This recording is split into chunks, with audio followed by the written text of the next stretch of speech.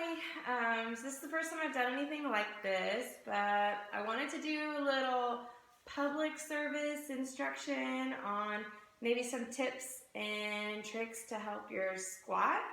I just see a lot of patients in my clinic that have knee pain, hip pain, back pain, things like that, and sometimes it's just associated with how they're working out or how they're doing things mechanically. And so it's little tweaks here and there that can make a big difference on changing the pain or preventing pain. And so I just want to see if maybe if I share that information with other people who maybe don't go to physical therapy, maybe that will help to prevent you guys from having some trouble and enable you to do some workouts that you maybe haven't been able to do. So today, like I said, I'm just going to be looking at the squat.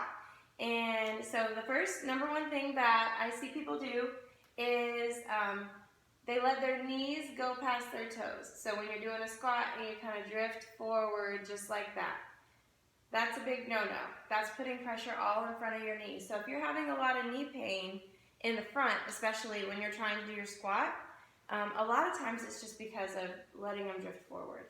And so to prevent that, what you're going to do is try to think like you're going to be sitting into a chair. Sometimes I have people put a chair behind them. That helps for balance, just in case they lose balance, they have somewhere to sit. But also it helps for that visual cue of what they're supposed to be doing. So you're just going to sit back like you're sitting into a chair, and that's going to keep your knees from going over your toes. Also, just thinking about putting the most pressure through your heels versus letting the weight come up to the balls of your feet. That's also going to help you be able to sit back. And as you're learning, if you put your arms out, that can help to kind of balance out so you don't feel like you're going to fall backwards. And so then the number two thing I see people do is letting their knees drift in towards each other as they come down. So you want to make sure you have a good stance, hip width, shoulder width apart. Your feet can be slightly turned out a little bit. And then as you come down, you're going to keep your knees in line with your feet. And so you're just thinking about knees in line with your feet. Most of the time, if you're going to have that knees coming together, it's at some point in time through that motion, but a lot of times it's when you get here and you're like, oh my goodness, I can't come back up, and then your knees go together and they try to push. And that's because your body's trying to use other muscles to help you out. So you may have to do a little bit of hip strengthening before your squat gets a lot of improvement. And that can just be the, kind of pushing your legs out to the side, doing a side leg raise, things like that, just to kind of help keep those knees in line with your feet. But you're just thinking about knees in line with feet. And then the other thing that I see people do that contribute to back pain is going to be allowing their back to really hyperextend as you come back. So they kind of do this thing and their back really arches, especially if you're having weight or you're trying to do overhead squats. It really can hyperextend if you're not flexible. So what you can do, one of the things you can do easily is just really tighten that core. So think about tightening the abdomen and then keeping it nice and tight as you come back. And that helps to keep your back a little more flat or a little more neutral is kind of the term we use. So you want a neutral spine as you're coming down. That's going to help to take the pressure off.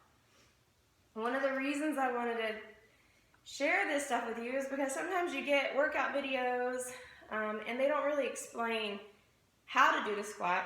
You just watch them on the video. And if you're not picking up on how your squat is different than theirs, then it's not really helping you. And sometimes you think, well, I just can't do that because it hurts. But sometimes it's hurting just because of the way you're doing it. And so form is most important in terms of allowing you to do these workouts into your life, so providing longevity to your ability to kind of do those things that you want to do to stay healthy and fit.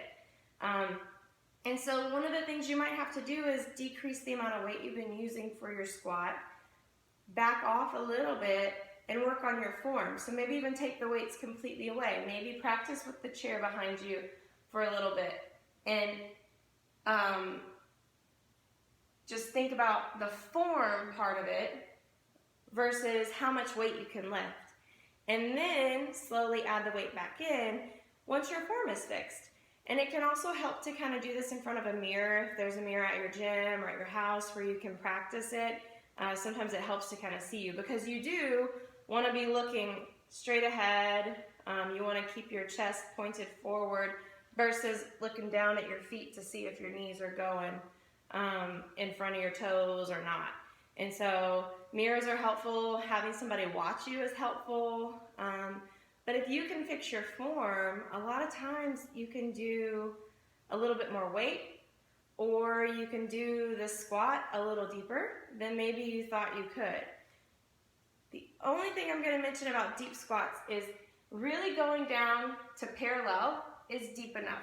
There really isn't a reason why to do a deeper squat than that. Sorry.